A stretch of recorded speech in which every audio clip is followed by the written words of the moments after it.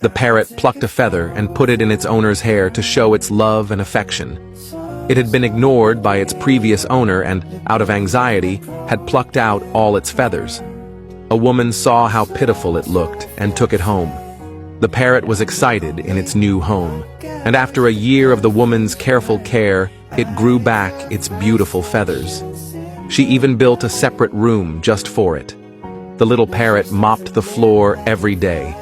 The woman bathed it, bought fun decorations to brighten it up, and soon the parrot felt completely at ease in her home.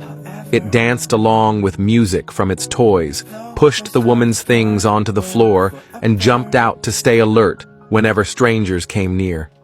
It often waited by the window for the woman to come home, then danced in her hands to show how much it missed her. One day, while the woman was scratching its neck, the parrot surprisingly gave one of its fallen feathers to the woman.